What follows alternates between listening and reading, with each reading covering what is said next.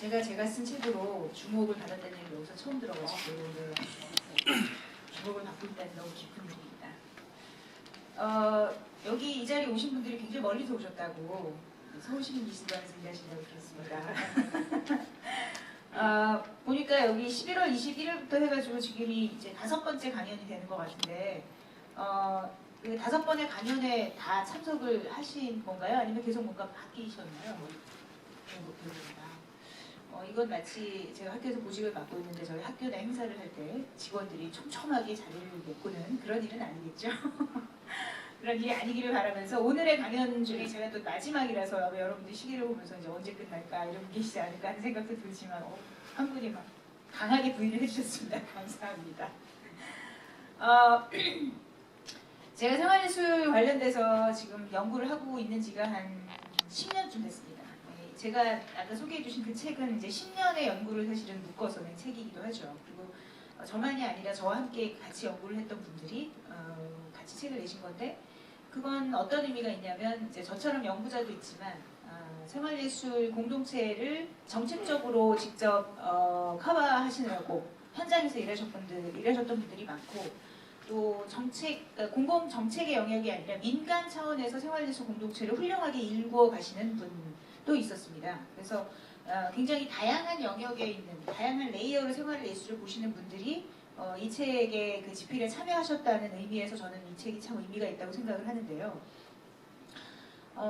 그래서 솔직히 그 책을 내고 나서 이제 특히나 올해가 생활예술 정책에 있어서는 한 획을 긋는 또 해이기도 한 것 같은데 물론 그간 이제 대통령들이 생활예술이라는 것을 문체부의 정책공약 비슷하게 내세운 적은 있지만 올해처럼 이렇게 생활문화라는 비슷한 용어로 완전히 대통령 정책 과제로 들어간 적은 처음이기 때문에 더 주목을 받는 시기에 제가 마침 책을 내가지고 주목을 받을 수 있었던 좋은 타이밍을 제가 노린 건데요.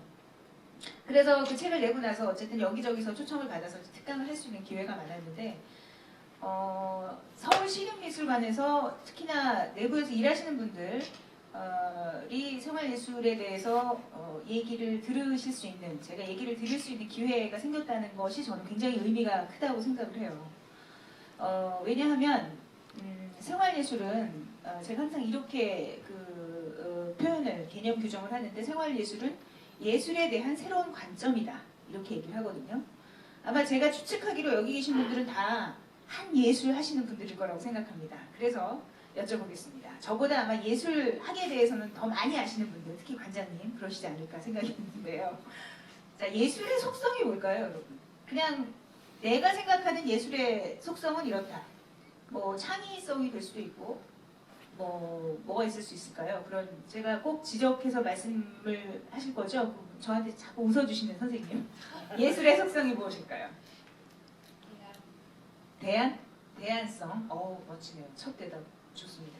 네, 그냥 돌아가면서 한 번씩 대답해 보죠. 다 우리 시민미술관에서 일하는데, 그죠?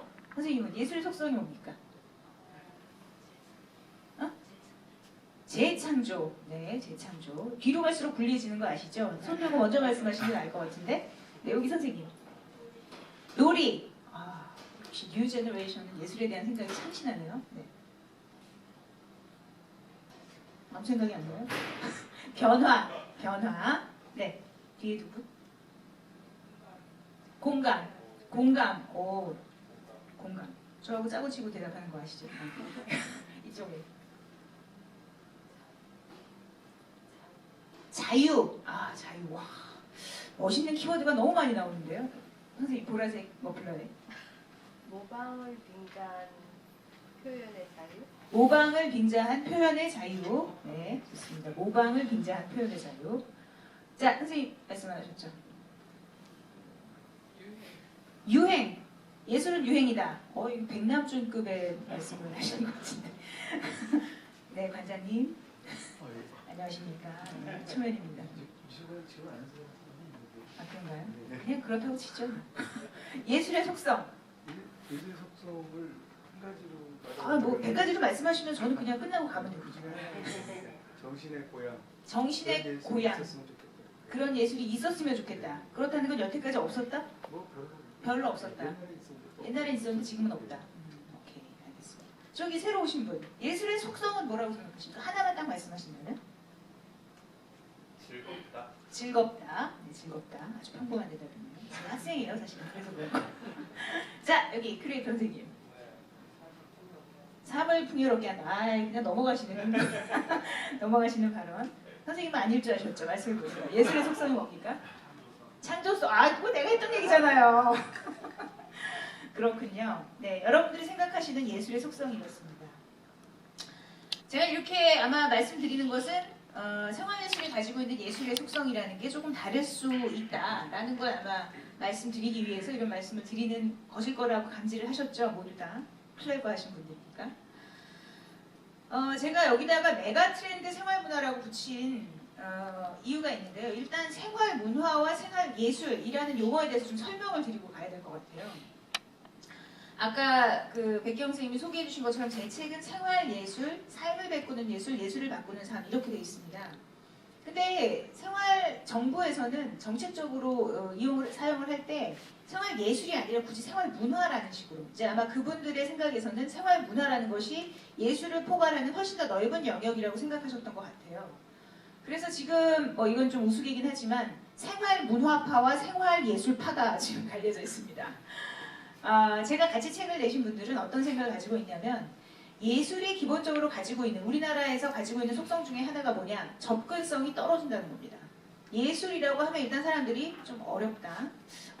내가 직접 할 수 있는 건 아니지. 이런 식의 생각을 갖고 있는데 바로 생활예술을 주창하는 사람들은 바로 그 예술이 가지고 있는 그 접근성 떨어지는 그 어려운 장벽이라는 것을 뛰어넘는 것이 생활예술이 돼야 되기 때문에 바로 이 분야의 연구의 이름 개념도 생활예술이 돼야 된다고 생각을 하는 거거든요. 그런데 향유를 생각하는 정책적인 입장에서는 예술의 향유만이 아니라 문화의 향유가 훨씬 더 확장되는 것이 전 국민을 위해서 좋다. 이런 생각 때문에 생활문화라는 용어를 또 굳이 주창을 하는 것이죠.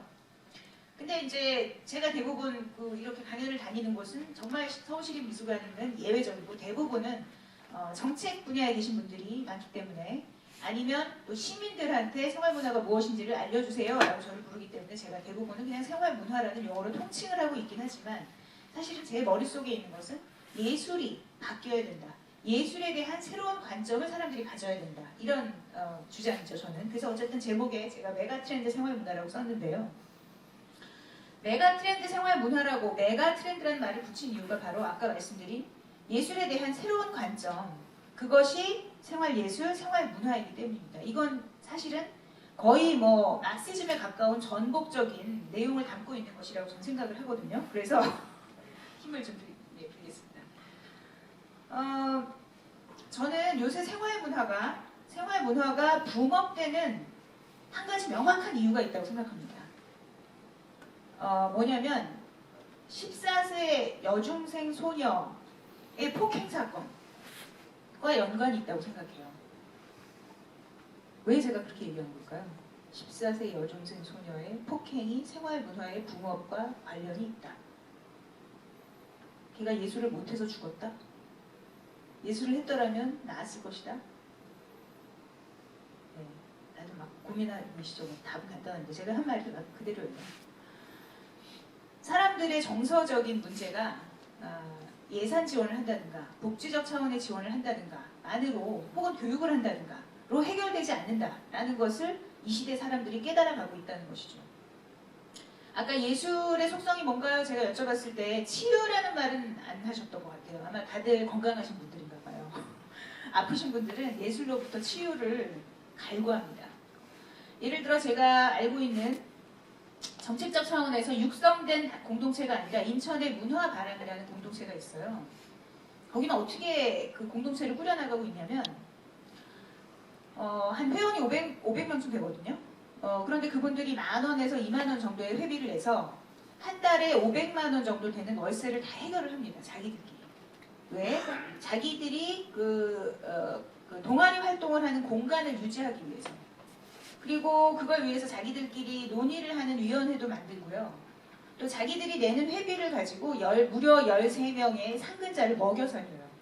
그러니까 그분들이 하는 일은 직업적으로 이 생활예술 동아리들을 이렇게 케어하고 그분들이 그 생활예술 활동을 해나가는데 불편함이 없도록 그런 일을 해주시는 분들이 상근자가 13명이나 되는 거예요. 그래서 근데 월급이 뭐 80만 원, 뭐 70만 원 이런데 심지어 부부가 동시에 그 일을 하기도 합니다. 이거는 마치 뭐 여기는 다 이제 20대로 보이니까 잘 모르시겠지만 옛날에 무슨 뭐 한총련이라든가 아니면은 뭐 어떤 시민단체에서 정말 신념을 위해서 일하시는 분들하고 똑같은 거죠. 그런데 이 문화바람에서는 그런 활동가들을 이렇게 안고 가면서도 계속 활동을 해나갈 수 있을 정도로 굉장히 강고한 그런 집단인 거예요. 근데 이 문화바람이 가지고 있는 특징 중에 하나가 뭐냐면 사람들이 치유를 원해서 온다는 거죠. 종교 집단이 아닙니다. 근데 거기 중장년층 아주머니들이 하시는 말씀이 이런 거예요. 내가 나이 들어서 애 좀 키우고 나서 여유가 생겨서 이제 교회도 가봤고 동창회도 가봤다. 저도 이제 나이 50이 되니까 슬슬 이제 동창회 쪽에서 입질이 오더라고요. 오라고 회비도 좀 내라고. 그런데 거기 가면 처음에는 반가운데 아마 가보신 분들 아실 거예요. 처음엔 반가운데 계속 과거를 파먹는 얘기를 하다가 나중에 결국엔 네 남편은 얼마나 잘났고 내 자식은 또 얼마나 잘났는가 이런 비교로 간다는 거죠. 그게 대부분 한국 사회 공동체가 가지고 있는 특성인데 이 생활예술 공동체에 와서는 그렇지가 않다는 거예요. 그 사람이 무슨 직업을 가지고 있건 얼마나 돈을 벌건 상관없이 바로 그 자기들이 공유하고 있는 문화예술 행위를 통해서 정서적인 소통이 이루어지고 그걸 베이스로 해서 이야기를 나누게 되면 훨씬 더 오픈된 마인드로 이야기를 나눌 수가 있더라. 이제 그런 주장들을 모두 다 하고 계신데 그래서 어떤 분은 토마토라는 그 중장년층 아주머니들이 모여서 기타 동호회인데요. 종합병원이래요, 몸이. 이제 여러분들도 나이 들어보시면 왜 종합병원이라고 하는지 아실 겁니다. 공감의 미소 띄우지 마세요. 아직 20대신데. 그런데 그분은 와가지고 자기가 기타집을 베고 그냥 이렇게 누워서 그 친구들이 기타 치는 것만 듣고만 있어도 자기는 치유가 된다는 거예요. 마음의 평화인 거죠. 인천의 문화바람이 그렇게 그 공동체성을 띠고 갈 수 있는 이유는 저는 인천이 힘들기 때문이라고 생각합니다. 인천이란 도시가 자살률이 굉장히 높고요. 그리고 지금은 조금 나아졌지만 그 서울의 위성도시이기 때문에 문화관계시설이 정말 더 없었어요. 아마 서울시립미술관 같은 게 인천에만 있었어도 사람들의 삶이 확 달라졌을 겁니다. 그런 식으로 예술이 가지고 있는 이 치유적인 의미, 이게 이제 생활예술에 굉장히 강하게 들어있다는 거. 물론 예술에도 있지만, 전문예술에도 있지만, 그런데 한국 사회가 점점 더 살기가 어려워져서 저희가 도저히 상상할 수 없는 14세 소녀 폭행 사건 같은 정말 이해가 안 되잖아요. 사람이 어떻게 저럴 수가 있지?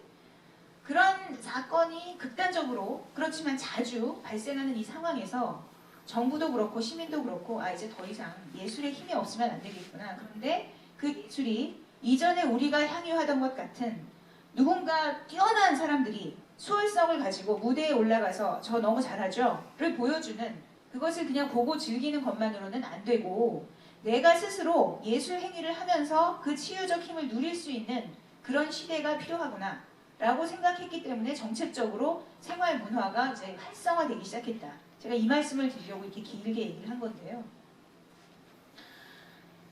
뭐 여기 계신 분들은 다 이게 제 책입니다. 사이사이에 잠깐 광고를 하고요.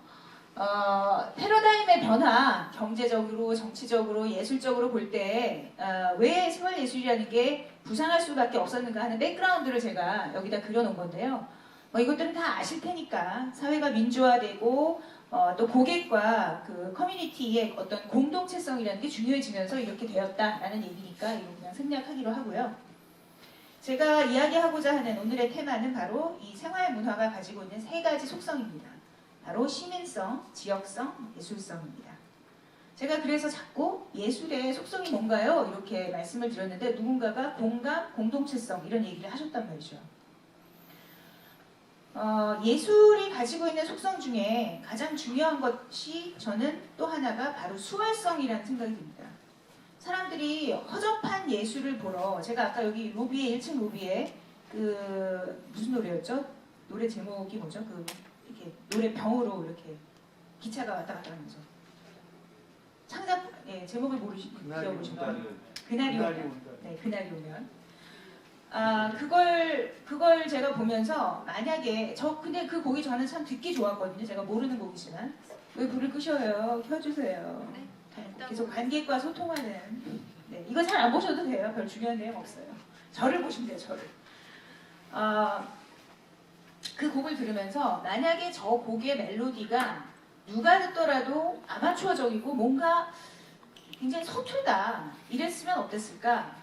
물론 뭐 실험적 예술이라는 것도 있으니까 사람들은 역시 서울시립미술관은 아방가르드해 이러면서 갔을 수도 있겠죠. 그렇지만 대부분의 경우의 사람들은 그 아주 전형적인 예가 이런 게 있어요. 세종문화회관에서 한 3, 4년 전부터 생활예술 오케스트라, 그러니까 아마추어 오케스트라들이 모여서 세종문화회관에서 공연을 하는 기회를 주고 있거든요. 그것도 이제 리그전을 통해서 경쟁을 통해서 이제 올려주는데 서울시에만 해도 거의 수백 개의 생활예술 오케스트라가 있습니다. 여러분 그거 놀랍지 않습니까? 뭐 비올라든 플루시든 하나가 얼마나 비싸요. 그런데 그걸 다 사가지고 자기가 훈련해가지고 오케스트라 활동을 하는 사람들이 그렇게 많은 겁니다. 저희가 몰랐을 뿐이지. 그런데 그 오케스트라 활동을 하는 사람들, 그 사람들한테 제공하는 게 별로 없어요. 세종문화회관에서. 그냥 그 공연장에 서는 것 뿐이에요. 그런데 그 공연장에 서는 사람들한테 저희가 어떤 왜 그 오케스트라에 참여를 하느냐 이런 걸 물어보면 일종의 이제 그게 큰 명예인 거죠. 그래서 사람들이 가지고 있는 갈구함, 나도 좀 예술을 해보고 싶다 이런 갈구가 얼마나 이 오케스트라 활동을 통해서 잘 보여지는가 이런 걸 저희가 알 수 있는데요. 제가 말씀드리는 이 시민성, 지역성, 예술성이라는 것들이 생활예술이 가지고 있는, 생활문화가 가지고 있는 아주 다른 속성, 예술의 그런 수월성과는 다른 측면에서 보아져야 한다. 특히나 예술성이라는 측면, 저는 오늘 예술성이라는 측면에서 여러분들한테 제일 강조를 해서 말씀을 드릴 건데요. 아까 처음에 제가 말씀드린 예술의 속성의 그 엑셀런시라는 게 사람들한테 일반적으로 얼마나 머리에 박혀 있는가가 그 세종문화회관에서 공연을 하는 그렇게 수많은 사람들이 경쟁을 통해서 올라온 무대에 선 그런 오케스트라들이 연주를 하는데도 유료 관객은 한 명도 없습니다. 그것을 돈을 내고 보겠다는 사람이 없는 것이죠. 왜냐? 저 사람들 아마추어잖아. 아마추어 공연을 내가 왜 돈을 내고 가서 봐? 이렇게 생각합니다. 그렇기 때문에 예술은 아주 전문가, 그 전문가는 무엇일까? 어릴 때부터 계속해서 예술 교육을 받았고 특별한 사람한테 사사받았고 또 특별한 무대를 통해서 자기를 증명했던 그런 아주 엑셀런트한 사람들의 공연을 나는 돈을 주고 보겠다. 그래서 어떤 분들은 생활예술과 전문예술의 차이는 간단하다. 전문예술은 내가 돈 내고 가서 보는 예술이고 생활예술은 내가 돈 내고 하는 예술이다. 이렇게 표현하시더라고요. 물론 지금의 리얼리티, 지금의 상황은 그렇습니다. 그렇지만 물론 저는 좀 다른 견해를 가지고 있죠.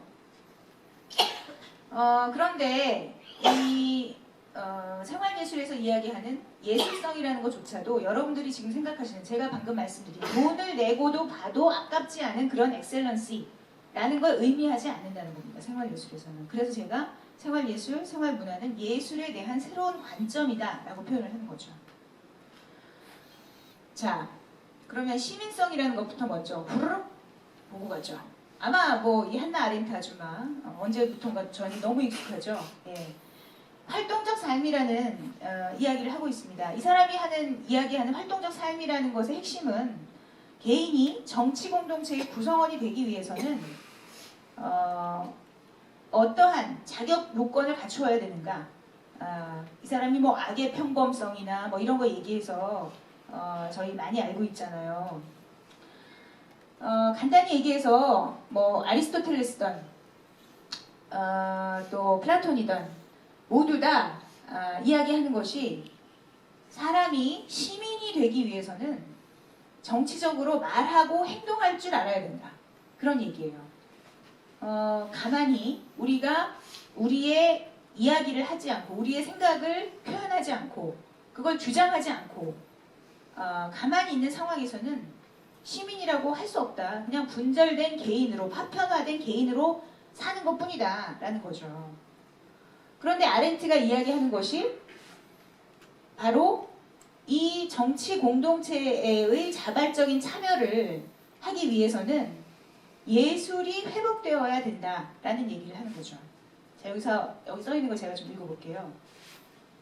아렌트의 눈으로 보자면 예술이 유희로 분해되어 버린 상황이라는 거죠. 아까 누가 예술은 유희다 이런 말씀하셨습니다. 노동사회에서 이 예술가의 활동, 예술가가 하는 활동은 테니스나 취미생활이 개인의 삶에 미치는 기능과 동일한 역할이다 라고 사람들이 생각한다는 거예요. 노동의 해방은 노동활동을 활동적 삶의 다른 활동들과 동등한 것으로 만든 것에 그친 게 아니라 이 활동이라는 것을 거의 경쟁할 수 없는 지배적 활동이 되게 됐다. 제가 얼마 전에 그 낚싯배 왜 정복했죠? 어떤 분이 그런 말씀하는 걸 제가 듣고 충격을 받았는데, 아니 낚싯배 타고 갔다는 건 낚시하려고 저기 놀려고 갔다는 건데 그 낚싯배 타고 가다가 사고가 나서 다쳤는데 왜 정부가 나서서 그 사람들을 구해줘야 됩니까? 이런 얘기를 하는 거예요. 너무 충격적이죠. 그분도 근데 문화예술계에 계신 분이었어요. 그래서 제가 좀 아주 크게 화를 내면서 박차고 나오진 않고 그냥 혼자 궁시렁거렸는데요. 이게 단독 상징적으로 보여주는 것 중에 하나는, 만약에 그 사람들이 낚싯배가 아니라 새우잡이 배였다고 생각해 봅시다. 새우잡이 배에서 사고가 나서 정부에서 배를 보내서 경찰을 해경을 보내서 구해준다는 거하고, 낚싯배를 타고 가다 파손이 돼서 사람을 보내는 정부가 도와준다는 거하고 사람들한테 의미가 좀 다른 거예요. 왜냐하면 하나는 노동이고 하나는 여가이기 때문에. 그러니까 지금 아렌트가 말하는 것도 노동이라는 것이 예술과 상대적으로 비교해 볼 때 압도적인 권력을 가진 힘이 되어버렸다는 거죠. 그러면서 예술이라는 건 유희적이고 여가적이고 잉여적인 것, 이런 게 되어버렸다는 거거든요. 그런데 이 예술 활동, 비경제적이고 비노동적인 것으로 소유되는 대상, 이 예술 활동에 대한 성찰이 우리한테 필요하고, 저희가 생활예술, 예술과 생활을, 예술과 어떻게 전환하자면 예술과 노동을 결합시켜서 생각하는 그런 발상을 할 수 있을 때 취미로 전락해버린 예술적 활동의 세계성을 회복할 수 있고요. 또 시민들이 활동적 삶, 시민들이 정치적인 활동을 하는 것에 대해서 가지고 있는 적극적 함의도 또한 생활예술이라는 게 회복할 수 있다, 이런 얘기를 하는 겁니다.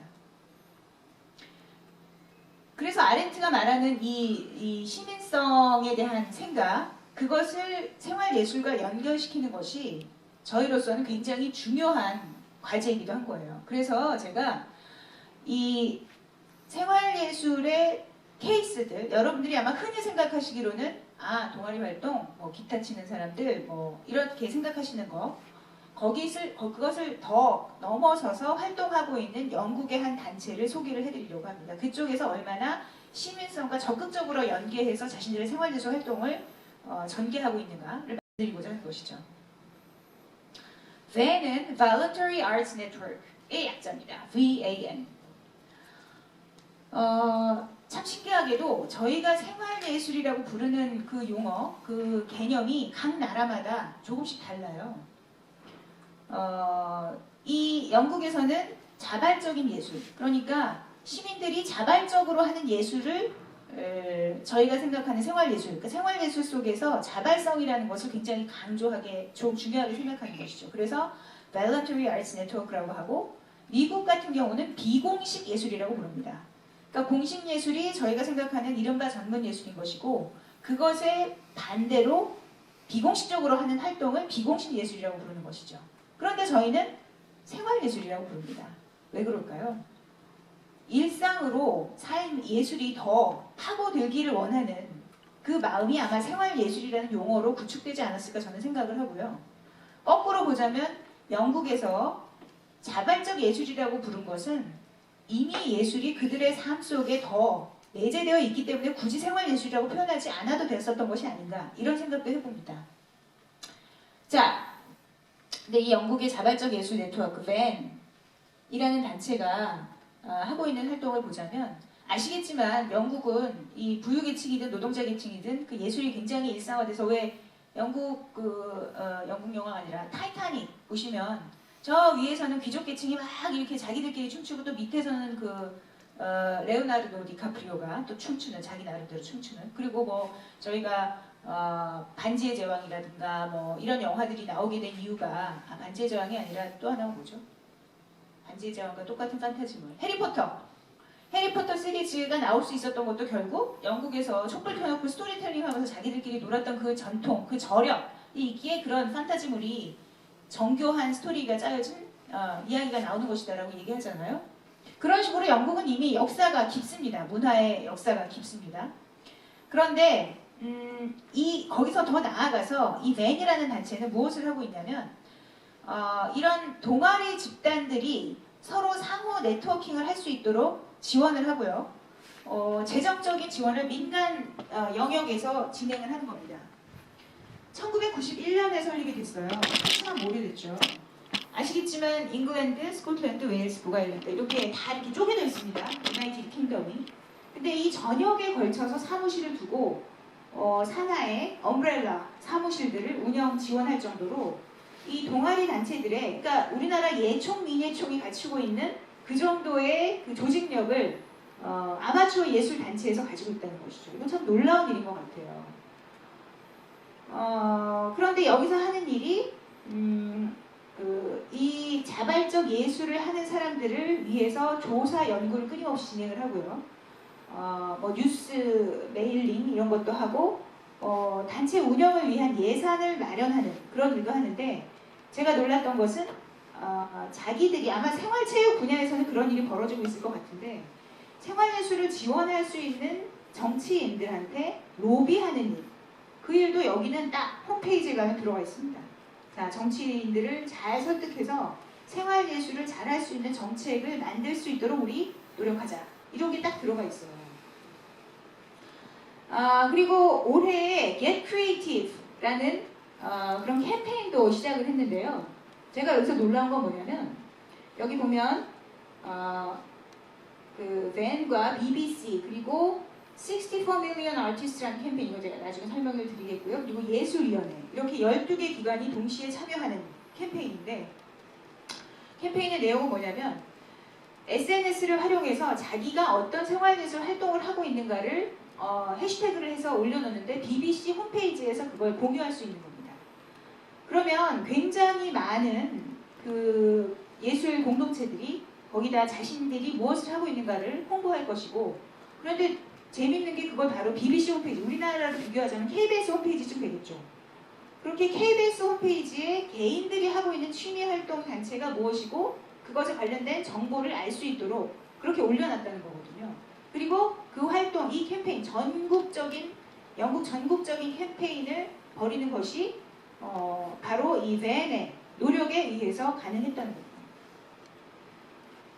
더워요, 진짜. 저도 목이 이렇게 건조해요. 네, 건조합니다. 네, 이것도 역시 그 Get Creative에 관련된 얘기고요. 이런 식으로 4월 7일부터 9일까지 3일간 진행을 했더니 550개의 단체가 여기 참여를 했고요. 650개의 이벤트가 열렸는데 작년과 비교해 보니까 2배가 넘게 늘었더라. 그래서 저는 우리나라도 그러니까 이것을 저는 어떻게 다르게 얘기하자면 생활예술의 가시화라고 할 수 있을 것 같은데요. 전문예술이든 공공예술이든 저희가 어디에 가면 무엇을 볼 수 있다는 것을 어렴풋이 알 수 있고 그 구조라는 것을 머릿속에 그리고 있잖아요. 개념이 어렴풋이 있잖아요. 그런데 아직도 생활예술은 사람들의 머릿속에 예술이다, 아니다, 뭐 그런 존재가 있다 이런 가시화가 되어 있지 않은 거예요. 백경 선생님, 여기 서울시립미술관에서 아마추어 예술 전시회가 열린 적이 몇 번이나 있나요? 저희가 시민 큐레이터들이 하는 거는 1년에 10개 정도의 전시들을 지원을 하고 있어요. 1년에 10개 정도? 그걸 시작한 게 언제쯤인가요? 그거는 10년 정도 됐어요. 그리고 저희가 세마인이라는 학원에서 아마추어 사진가들이 3년 정도 아카데미 입장에서 사진 작품하고 있고 이번에 이병역에서도 전시를 했고 1년에 한 번씩 네. 그렇게 진행할 때 오시는 관객분들, 그러니까 뭐 지인이나 이런 분들이 많겠지만 반응, 일반 관객의 그 반응은 어떤가요? 사실은 저희 큐레이터들이 기획한 전시들이나 작가들이 기획한 전시들에서는 그 지인들이 주로 많이 그렇죠, 그렇죠. 예, 맞습니다. 그래도 굉장히 기쁜 일이네요. 전 서울시립미술관에서 그런 아마추어 예술의 작품들을 전시를 그렇게까지 많이 하시는 줄은 몰랐는데 이런 식으로 그러니까 뱅이 결국 추구했던 것, 노렸던 것도 이 BBC 홈페이지를 통해서 이걸 보여줌으로써 생활예술이 이렇게 살아있다라는 것을 알려주고자 했던 것이라고 저는 생각을 하거든요. 생활예술 오케스트라 분야로 가자면 우리나라의 차이가 훨씬 더 큽니다. BBC 프롬이라고 굉장히 유명한 콘서트 시리즈가 있거든요. 그런데 올해 그 마치 나는 가수다 이런 것처럼 오케스트라 아마추어 오케스트라 콘테스트를 BBC에서 진행을 한 거예요. 프로그램도. 그래서 거기서 최우수상을 탄 사람들은 뭐 소위 무슨 로얄 필하모닉 뭐 이런 그런 왕립 오케스트라가 연주하는 공연에 BBC 프롬에서 연주할 수 있는 그런 기회를 주기도 합니다. 그래서 거기서 하는 또 여러 가지 행사를 보자면 마치 금난세 정도 되는 금난세급 되는 지휘자가 아마추어 오케스트라들한테 마스터 클래스를 열어준다든가 이런 것들이 점점 더 많아지고 있다는 거거든요. 그래서 서울시립미술관은 굉장히 선도적인 움직임을 보이고 있지만 아직까지도 우리나라의 문화예술, 전문 문화예술 분야에서는 생활예술이라는 것은 그저 하나의 취미 활동일 뿐이다 정도로만 생각을 한다는 게 좀 안타깝다는 것이죠. 자, 그리고 이 생활문화를 정책적으로 지원하는 기관이 우리나라에 따로 있습니다. 문체부 산하에 생활문화진흥원이라는 곳이 있는데 이 사진은 생활문화진흥원에서 바로 이 발런터리 아츠 네트워크를 가서 한번 교류를 하자 이래서 갔을 때 홈페이지에 올라온 사진이고요. 그래서 이들이 가지고 있는 제가 웬이 가지고 있는 특징이 바로 시민성과 연계시킬 수 있다고 말씀드렸는데 이들이 가지고 있는 비전이라는 것도 역량 강화, 참여적이어야 한다. 또 성취감을 부여하고 건강한 시민사회를 건설하자. 이런 무슨 약간 정치 집단 냄새가 나는 그런 비전을 갖고 있다는 거죠. 네. 그래서 여기서의 그 웬이 문화예술에 대해서 가지고 있는 것이 사적인 취미가 아니라 시민으로서의 주요 자원이다. 공적 존재감을 가진다. 이런 것들이 중요하다는 것이고요. 자, 제가 시간이 이제 15분밖에 안 남아가지고 속도를 좀 내야 될 것 같은데 이것은 2016년에 그 세종문화회관에서 열었던 세계 생활예술 오케스트라 포럼이라는 겁니다. 5개국 정도를 불러서 너희 나라에서는 도대체 생활예술 아마추어 오케스트라 활동이 어떤 식으로 벌어지고 있니? 이걸 알아봤더니 뭐 너무 차이가 나서 별로 제가 비교를 하고 싶지 않았고요. 여기서 특히 제가 한 가지 또 얘기를 하자면 그러니까 여기서 아마추어 사진작가분들은 어떤 자세를 보이셨는지 모르겠는데 오케스트라 영역에서는요. 세종문화회관에서 내가 생활예술 오케스트라를 통해서 성취하고 싶은 거 하나를 얘기해보세요. 그러면은 재미있게도 제가 첼로나 콘트라베이스 케이스를 들고 세종문화회관으로 올라가는 그 순간 그 뒷모습을 봐주는 누군가 난 이 모멘트를 즐깁니다. 이렇게 얘기를 해요. 그만큼 일종의 예술의 그건 신화, 예술이라는 신화 때문일 수도 있는데 그 신화가 불러오는 허영심, 예술적 허영심, 지적 허영심 이게 있다고 저는 분명히 생각을 하거든요.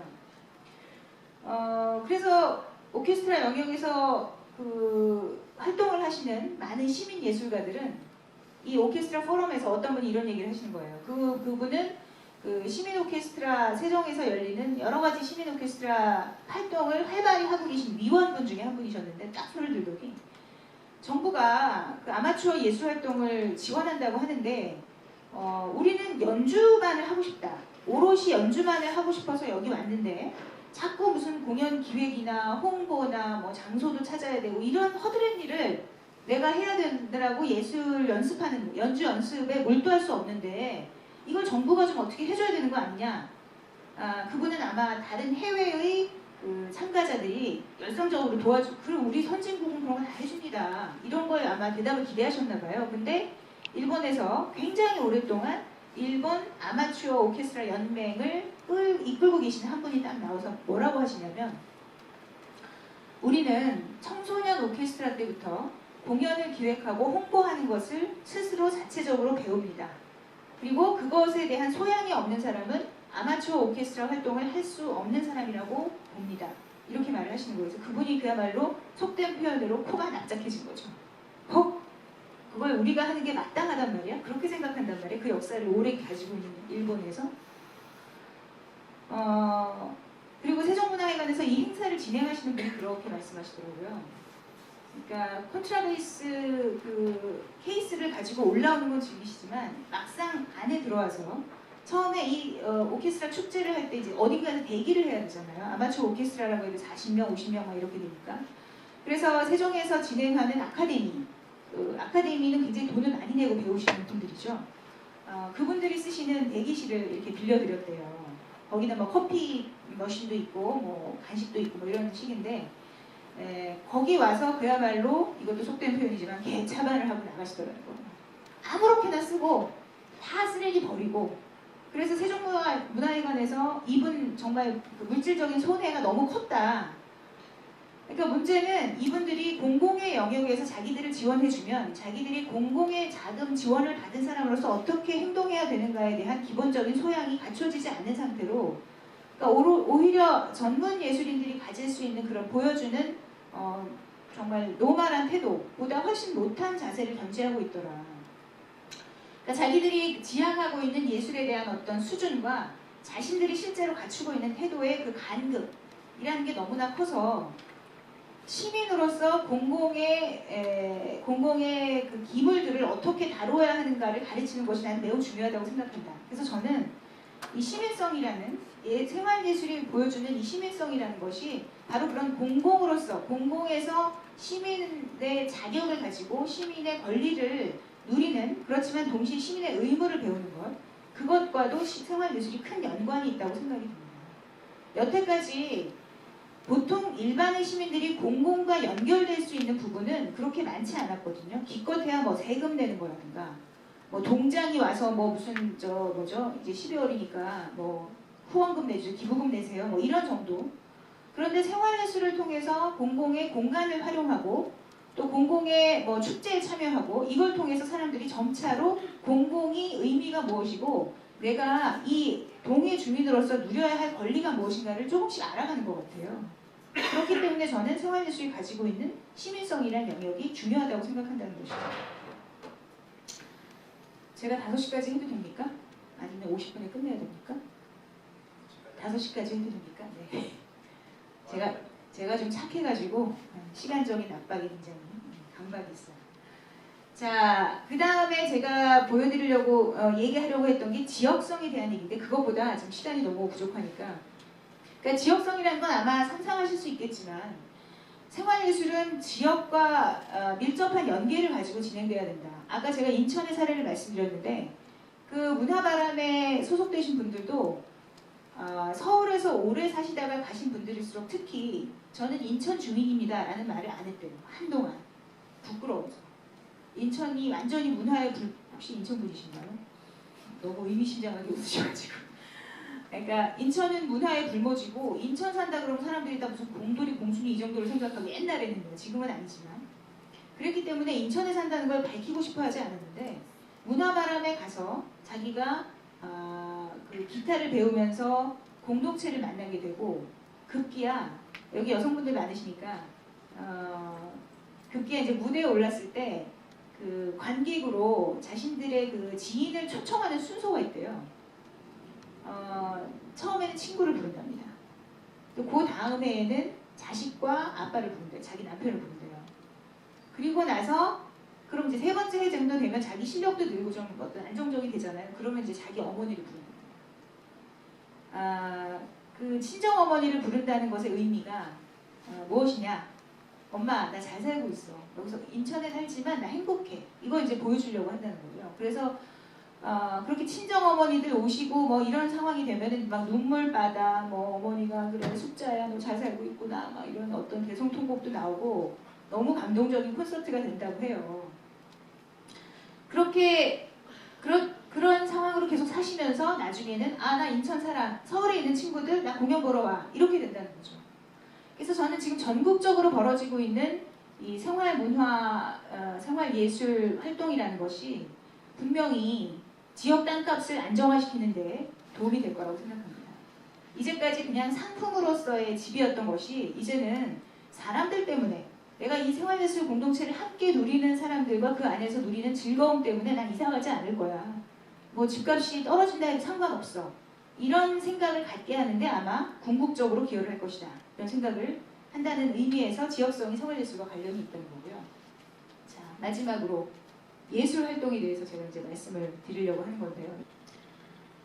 캐나다의 정치 철학자 중에 찰스 테일러라는 사람이 있어요.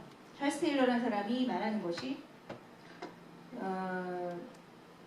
진정성에 대해서 이 사람이 말을 하거든요. 그 진정성이라는 것이 외적인 강압이나 산술적인 합리성 이런 데 종속되지 않고 개인이 자유와 진리를, 아까 예술이 자유다 이렇게 표현하신 분이 있는데 자유와 진리를 추구하는 태도라 이렇게 얘기를 하는데 문화 예술이야말로 이런 진정성의 태도를 잘 드러내는 예다. 왜냐하면 예술은 내면의 참 자아에 귀 기울이게 하는 속성을 가지고 있기 때문이다. 이렇게 찰스 테일러가 얘기를 하고 있는데요. 아직도 못 찾고 계시죠? 예. 그러면서 또 제가 좀 몇 명의 외국의 이론가들을 잠깐 언급을 하겠습니다. 또 카니베스 같은 경우는 미적 판단 되게 여러분 저쪽을 보지 마시고 저를 봐주세요. 미적 판단 굉장히 주관적이죠. 그런 미적 판단이 지극히 주관적이기는 한데 언제나 다른 사람의 동의를 구하는 속성을 가지고 있다는 거예요. 어제 제가 영화를 봤어요. 너무 재밌었어요. 많은 사람들이 많은 사람들이 그걸 좀 공유하고 싶어해요. 나 어제 그 영화 봤는데 너무 좋았다. 이것 때문에 너무 좋았고 너 한번 꼭 봐서 봐. 근데 그 카니베스 같은 경우는 그런 주관적인 미적 판단이라는 것도 결국엔 다른 사람들의 동의를 구함으로써 공감이 되고 기쁨이 배가 되는 그런 속성을 가지고 있고 그게 바로 예술의 속성이다. 이렇게 얘기를 하거든요. 그러니까 이 사람도 예술이 가지고 있는 공동체성이나 공감성이나 이런 걸 강조하는 발언을 한 것이죠. 뭐가 안 되는 거죠. 그냥 제가 읽어드릴게요. 카니베스가 한 말 중에 이런 게 있어요. 예술을 향유하는 사람들은 수학자처럼 안 보셔도 됩니다. 계산을 통해서 의견 일치를 보려고 하는 게 아니라 입증할 가능성이 없다는 것을 알면서도 논쟁을 한다는 거죠. 입증할 가능성이 없어. 예술에 대해서 뭘 어떻게 입증해요? 나 피카소 좋아해, 너 고흐 좋아해? 누가 더 나아? 이거를 입증할 수 있습니까? 입증할 수 없잖아요. 증거를 소통하려고 하는 게 아니라 감성 형태를 소통하려고 한다는 것이죠. 저는 생활예술이 가지고 있는 미적인 아주 주관적인 판단임에도 불구하고 사람들이 서로 동의하고 공감하고 소통하고 싶어하는 그 점이 또 생활예술이 가지고 있는 독특한 예술성이라는 생각이 든다는 겁니다.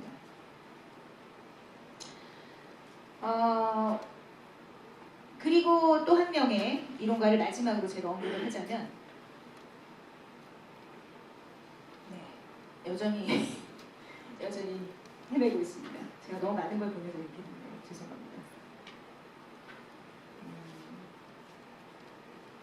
더 계속 뒤로 넘겨주시면 되는데요.